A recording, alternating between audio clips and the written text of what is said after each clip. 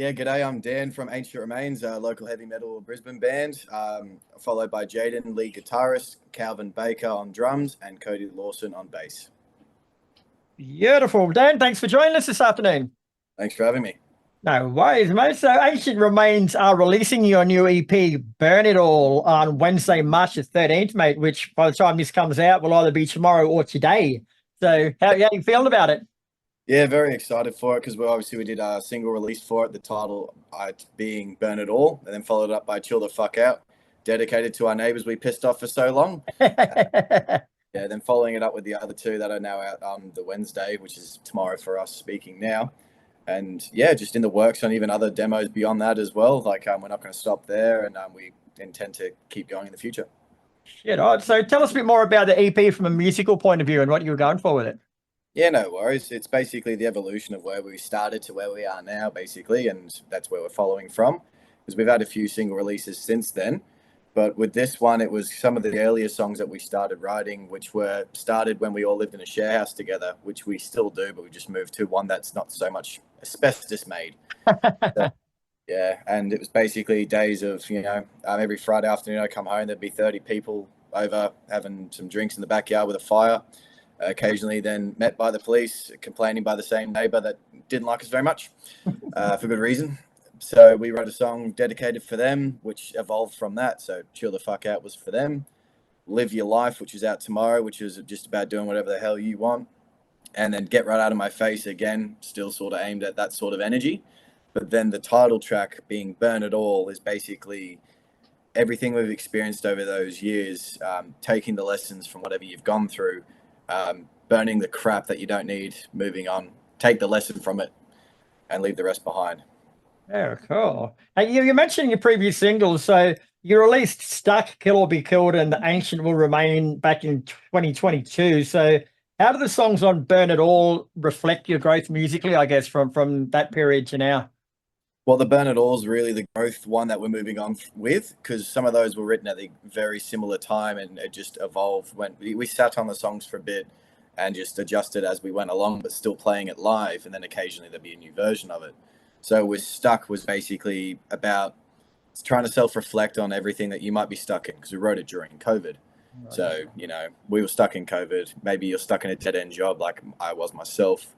And, you might be stuck in a relationship you don't like. Wherever you may be, you can reflect on that. And as most metal heads do, we don't really like to conform. So, yeah, we don't like feeling stuck.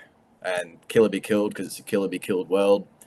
And then The Ancient Will Remain really stands for what music we love, what we enjoy to do, because that music, even though it might have started, decades ago, it's still around from people like us, people that inspired us to then move on through the generations of music. And hopefully we can take this generation, inspire the next generation also, and this genre stays strong.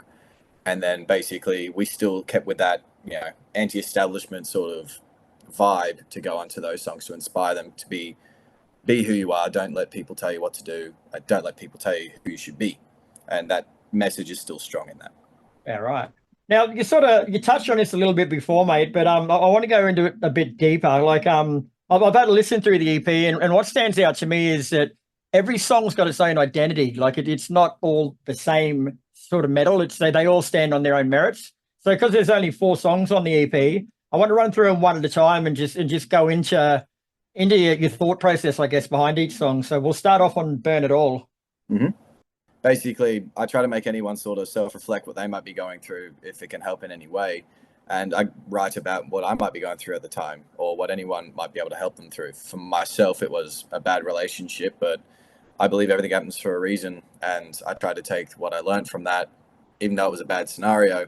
I just took the best out of it, took the message, and just burnt the shit that happened, basically, and moved on. And I hope people can do the same thing too for their own scenario, whether it be someone that's, just falling out with a friend, to, basically having a bad job that you need to get out of, or even family problems, or even, unfortunately, people passing away that you might be close to. Look at the good times, don't look at the bad. Burn that shit. Yeah, cool. Then there's CTFO, or as the naughty kids would say, chill the fuck out. Yeah, that needs to be bleeped on Triple M, doesn't it? We don't believe nothing on heavy, brother. Yeah. Well, luckily that song says it quite a few times. So yeah, Chill the Fuck Out is really one of those early songs we wrote because we aren't defined by any genre. We write what we feel we like, and that's why we're inspired from such a wide variety of metal.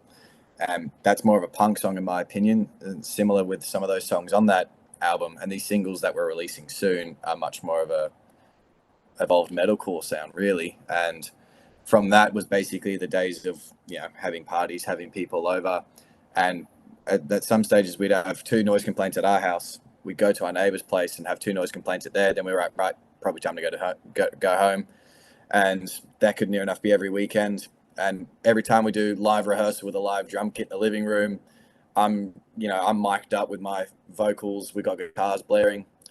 We pretty much played till they rocked up, and if they did, technically, if you read the law, you don't need to turn it off. You can turn it down. But then when they come the next time, I can probably shut it down and then try again tomorrow because you're kind of allowed to your first 24 hours. And basically, that whole message was for those neighbours that just did not like us.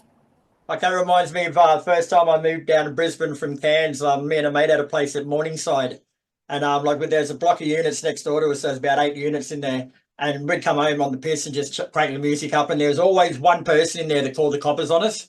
And Yep. I got out there one night off my face in my jocks only, and I've got my ninja sword out. And I'm standing on the fence between our properties, and every time a light went on, I'm like, "Is it you? Are you the fucking narc?" And the light would go off again. Yeah, they've either called them again because, oh shit, there's some lunatic with a knife, or oh shit, I'm not calling, he's going to come up and knock on my door. Not one of my finer moments, but it sort of pops into memories every now and then. Well, it's all about making memories, isn't it? And stories, and they work great for podcasts, and they make great for memories. And for me, they work well for vocals. And they're good to tell your kids as they grow up too. Yeah, exactly right. We try to tell the next generation to learn from our mistakes, but we kind of just do the same shit. My dad's got the same stories. The third song is, I actually like the way you've done this. It's Get Right Out, and then in brackets afterwards, Of My Face. Very clever play on words.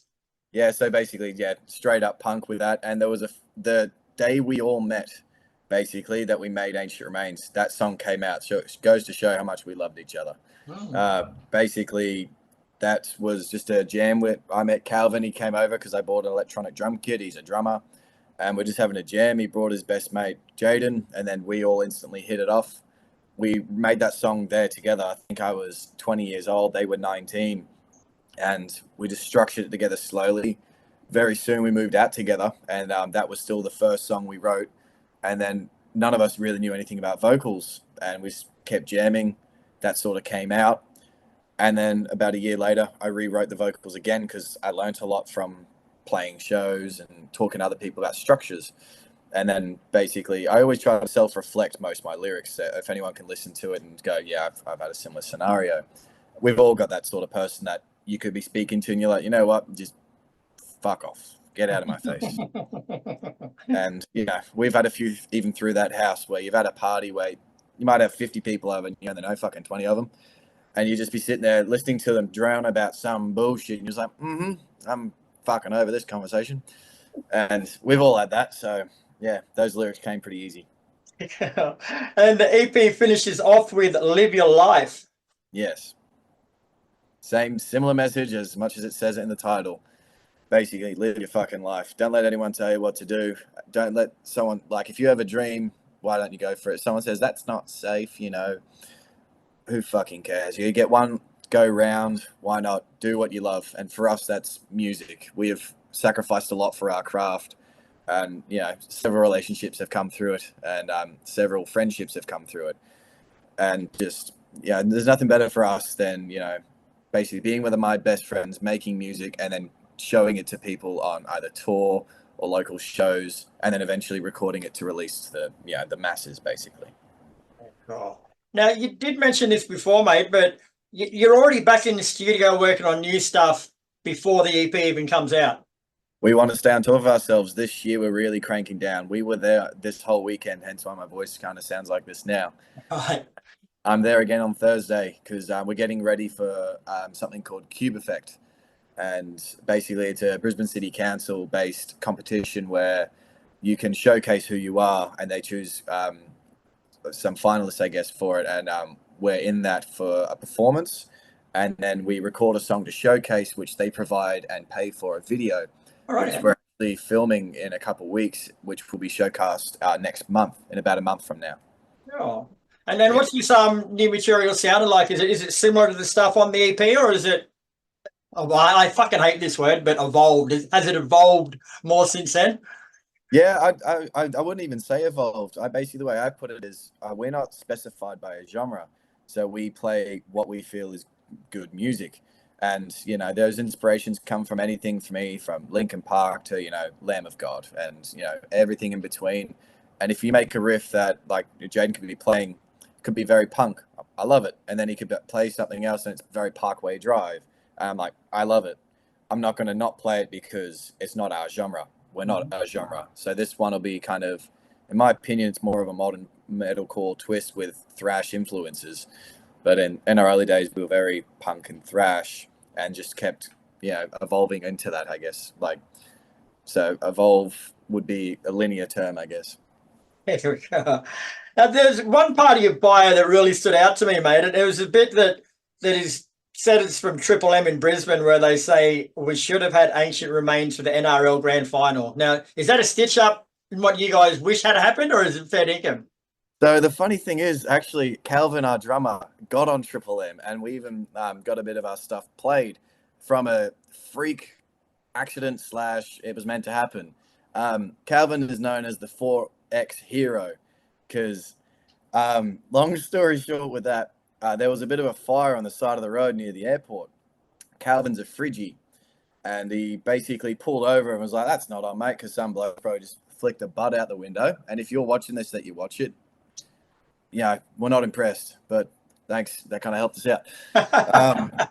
So he's gone to go put it out, and he looked around and he went, it's either the Apprentice's Powerade, and he just bought that for $4.50 from a server, you know, so he wasn't too happy. And he goes into the ute and he found a can of 4X that I shook up after a gig we played. It was a free rider. So I thought this will be funny. I shook it up in his van, put it in there, and he found it. So he cracked it open and poured the fire out. And it got recorded, and he plugged it, and it got on 7 News. It got on.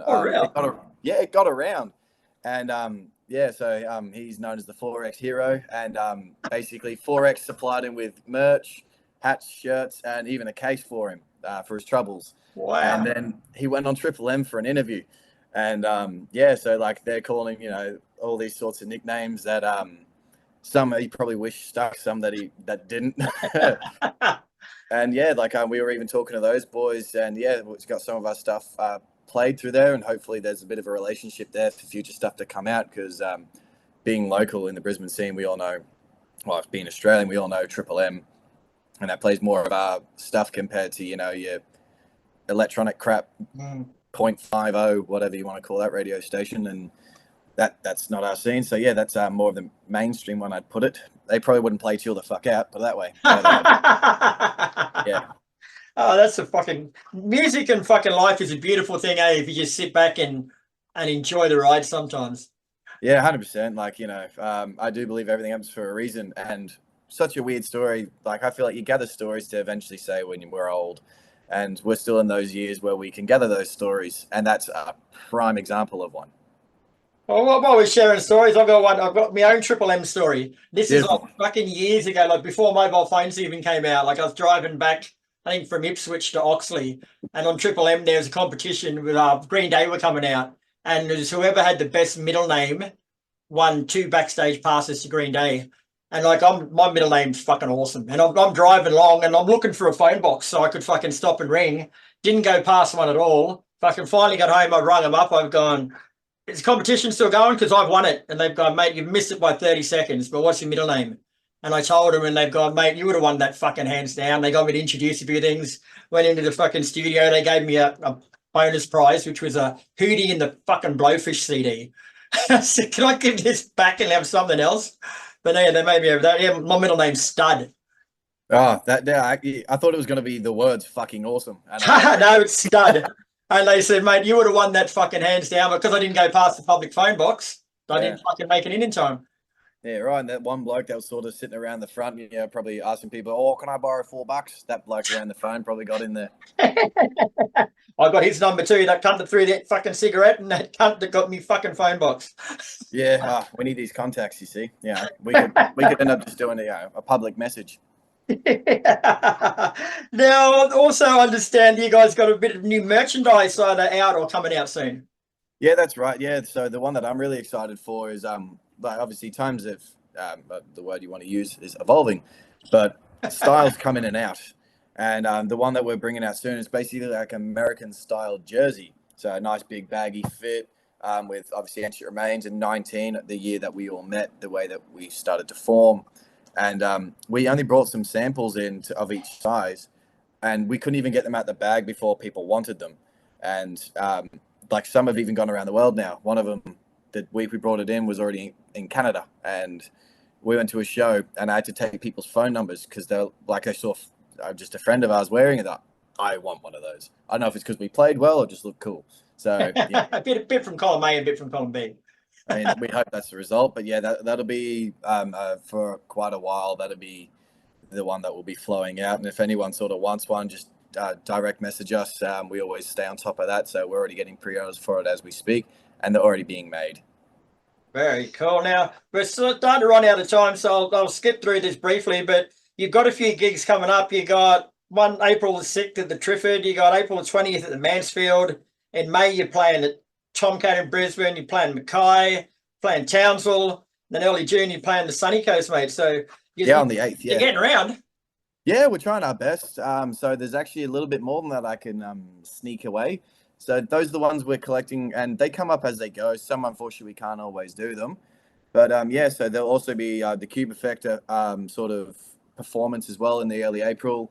Then we got obviously that MUDU in for April 20th, and then that when we start that tour in May, and we're already starting to look at doing a following one, and then in late August we will be going overseas for the first time. Yes, you better tell us where you're going, Sunshine. Are we ready for it? All right. I can hazard a guess, but I'll wait till you tell me. Alrighty. We are going to Japan. Japan. Yes, fuck you, yes. Yeah. Well, what's the appeal of Japan? Oh, I've never been. Yeah, that's fair enough. Yeah, but no, we've got a couple of like for your artists where you can see you do have like a fan base where you can see where they are. There seems to be a bit of a growing one there too. It seems to be a bit of a scene as well for our type of genres that we play. And yeah, so I feel like it's just everything comes together for it's a reasonable place to go where it's Europe is the place to be, but you also need a very open checkbook. Yes. So this is a very great middle ground start because obviously this will be our first overseas shows basically. So it's a good starting point. We've got some context there now as well. We're speaking to some more people, and that's what I've learned a lot about this game. It's contacts really do help, and if you go somewhere and you do well, you go back, and people spread the word. Like as you said, we're going to Townsville again and Mackay. Every time we go to Mackay, the crowd seems to get bigger, and the same people show up and they bring their friends. So hopefully we can just keep improving on that, no matter where we go.